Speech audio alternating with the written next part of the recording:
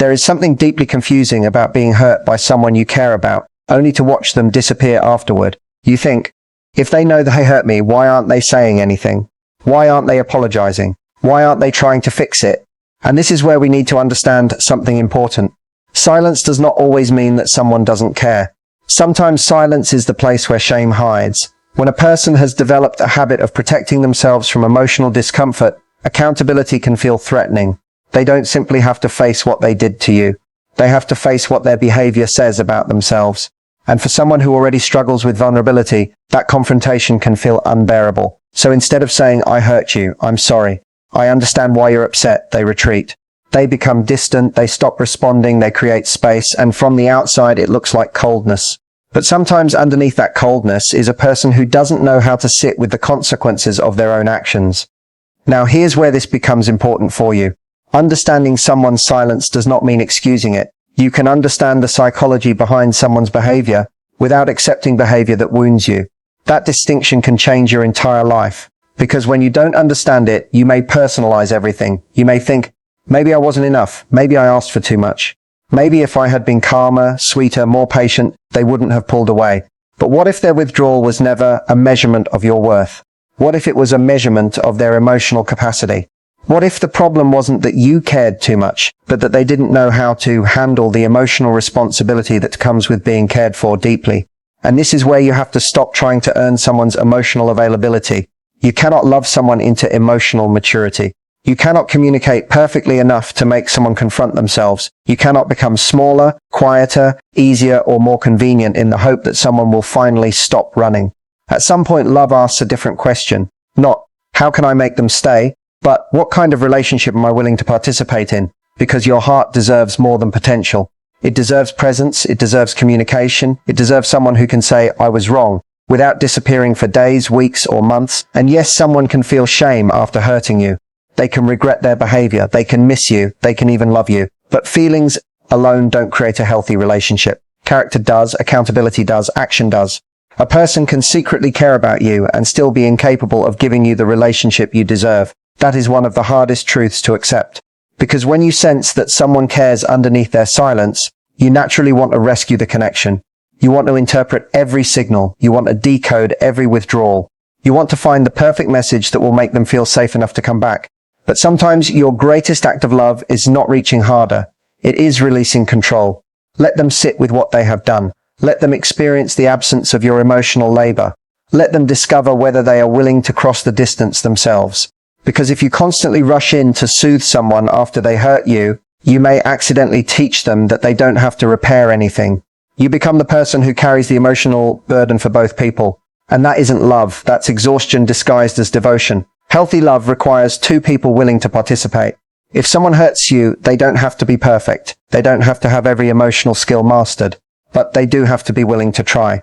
They have to be willing to return to the conversation. They have to be willing to acknowledge the damage. They have to be willing to repair. And you have to be willing to watch what they do next.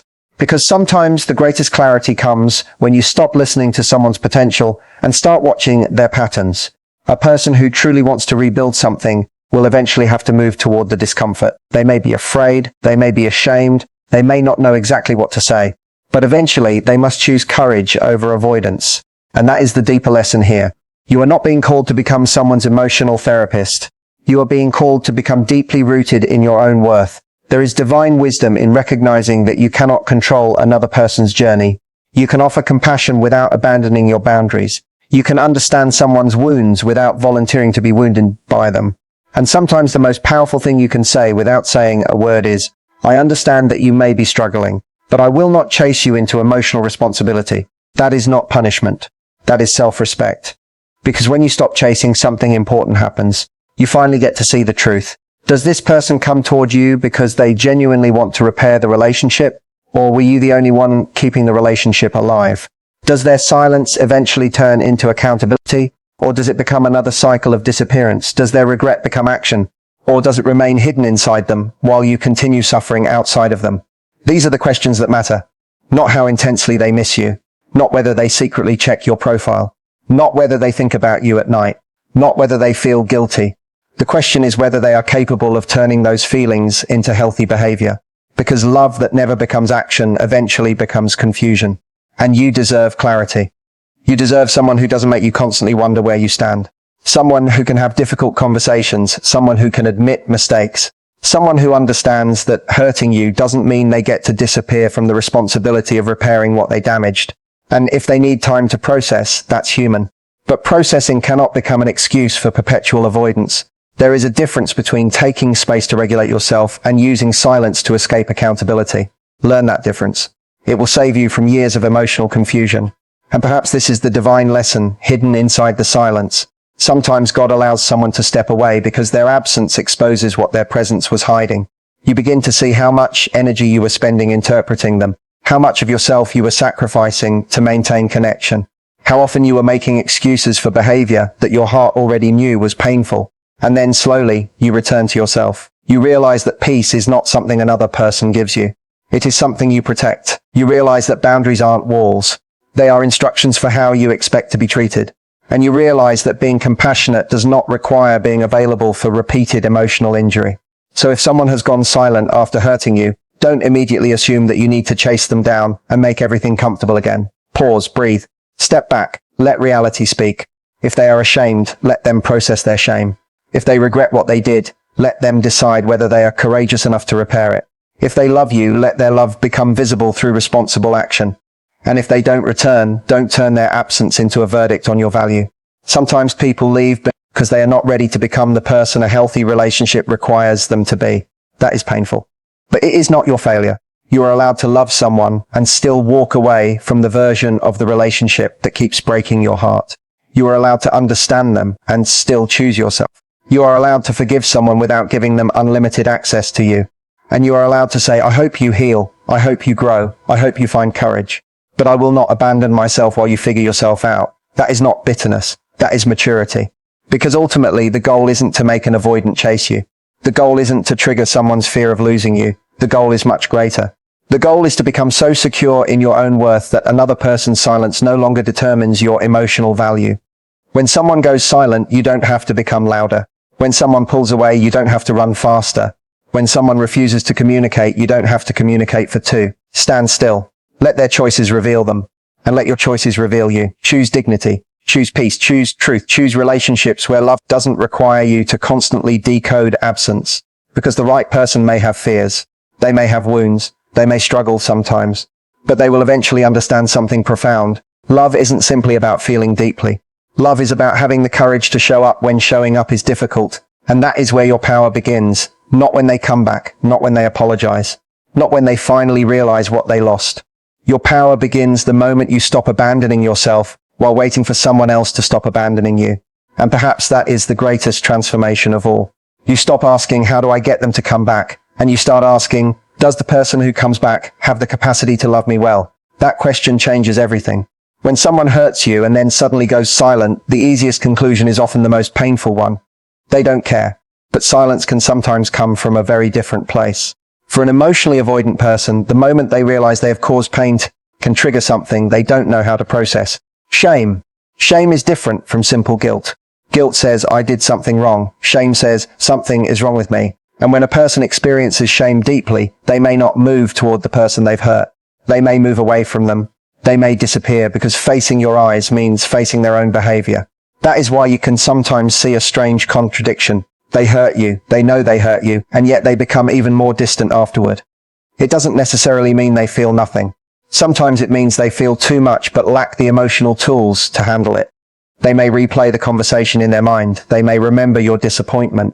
They may know they should apologize. But instead of confronting that discomfort, they create distance. Silence becomes their emotional hiding place. And this is where you must protect yourself from making their struggle your responsibility. You don't have to chase someone simply because they feel ashamed. You don't have to send the perfect message that makes it easier for them to return. You don't have to convince them that you won't judge them. If they hurt you, the responsibility for repair cannot belong entirely to you. You can have compassion for someone's emotional wounds without becoming responsible for healing them. This is a powerful distinction because otherwise you can spend months interpreting silence, making excuses, and wondering what you did wrong. Maybe the truth is much simpler. They are struggling to face the consequences of their own choices. And if that's true, let them face them. Give them the space to decide whether they are willing to become accountable. Because real emotional growth begins when a person stops running from the discomfort of what they have done and develops the courage to face it. Sometimes the person who cares the most is not necessarily the person who knows how to handle closeness. That is one of the most difficult realities to understand about avoidant behavior. A person can have genuine feelings for you and still become overwhelmed when those feelings demand vulnerability, accountability, and emotional exposure. When an avoidant realizes they have hurt someone they genuinely value, something complicated can happen internally. They may not simply think, "I made a mistake." They may begin thinking, "What if I've ruined everything? What if they see me differently now? What if I can't give them what they need? What if I get rejected when I try to repair this?" Those questions can create an emotional escape response. Instead of moving closer, they move backward.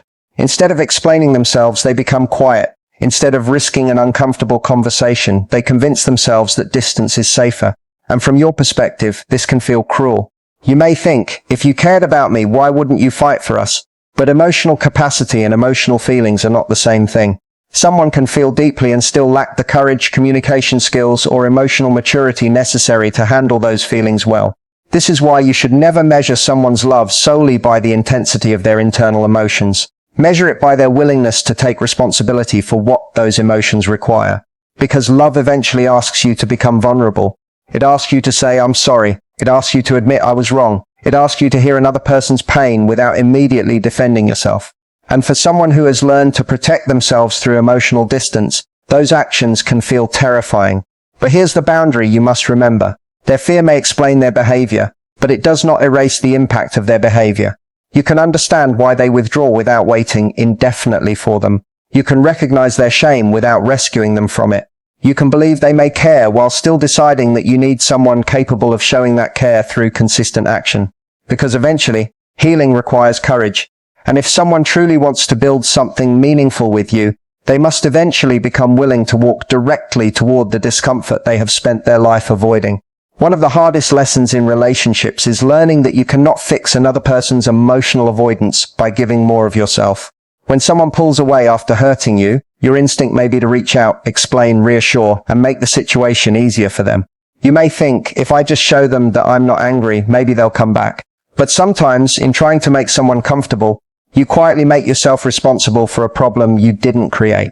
Their silence belongs to them. Their healing belongs to them. Their accountability belongs to them. And your responsibility is to decide what you will and will not accept. There is a difference between offering someone compassion and carrying their emotional burden. Compassion says, "I understand that you're struggling." Carrying the burden says, "I'll keep chasing you until you feel safe enough to communicate." The first is healthy. The second can slowly destroy your peace. You have to understand that constantly pursuing someone who withdraws can create a painful cycle. They retreat, you chase. They feel overwhelmed, you reassure them. They create more distance, and you work even harder to restore the connection. Eventually, you become exhausted while they never have to confront the consequences of their withdrawal. And that isn't the kind of love you should build your life around. Sometimes the most powerful response to silence is not another message. It is stillness. Let the silence exist. Don't fill every empty space with explanations. Don't write paragraphs trying to convince someone of your worth. Don't apologize for having needs simply because someone else finds emotional closeness uncomfortable. If they want to repair the relationship, they have the opportunity to step forward. And when they do, pay attention not only to what they say, but to what they are willing to do differently. Because you shouldn't have to beg someone to participate in a relationship they claim to value. You can leave the door open without standing at the door all day. You can care without chasing. You can forgive without forgetting your boundaries. And you can love someone deeply while refusing to lose yourself, trying to make them emotionally available. Your peace is not the price you should pay for someone else's inability to communicate. Sometimes stepping back isn't about making them miss you. It's about giving yourself enough distance to remember who you are when you're no longer consumed by trying to understand someone else's silence. At some point, you have to stop asking what someone feels and start paying attention to what they are capable of doing with those feelings. Because a person can miss you, care about you, regret hurting you, and still be unable to create a healthy relationship with you. Feelings matter, but behavior reveals capacity. If someone has hurt you and gone silent, don't spend all your energy trying to decode what is happening inside their mind. Instead, watch what happens next. Do they eventually come forward? Do they acknowledge what happened? Do they take responsibility without blaming you? Do they try to repair the trust they damaged? Those actions tell you far more than silence ever could. Real love isn't proven by how intensely someone feels when you're gone. It is demonstrated by how responsibly they behave when you're present. This is where self-respect becomes powerful. You don't need to punish someone for their mistakes, but you also don't need to protect them from the consequences of those mistakes. If they genuinely want another opportunity, allow them to demonstrate that desire through consistency. An apology is meaningful, but an apology followed by the same behavior is simply another cycle. Change looks different.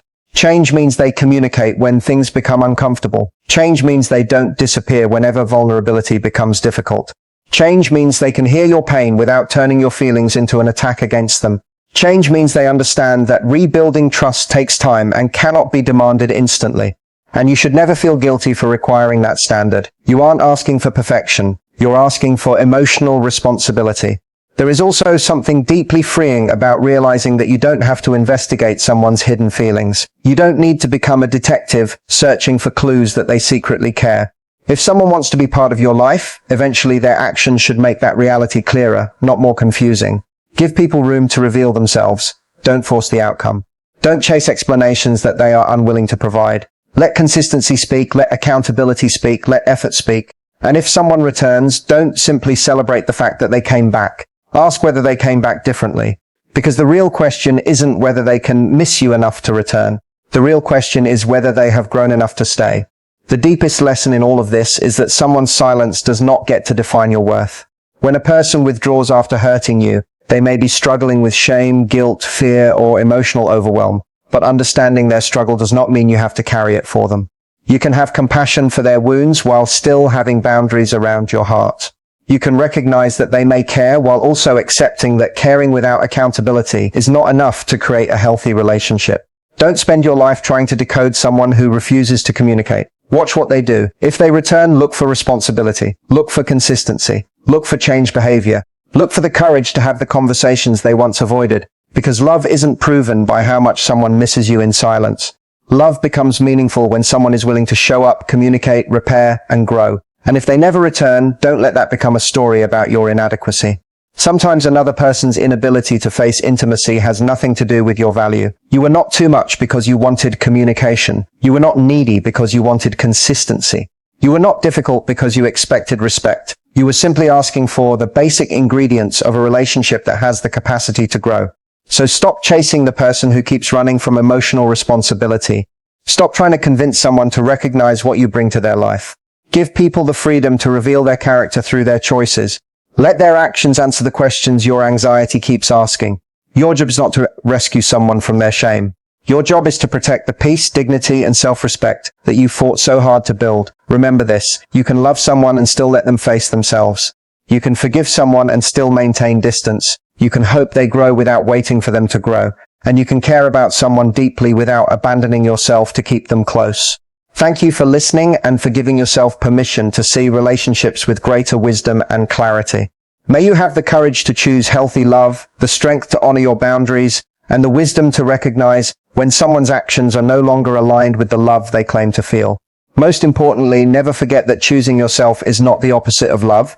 It is the foundation of a love that is worthy of you.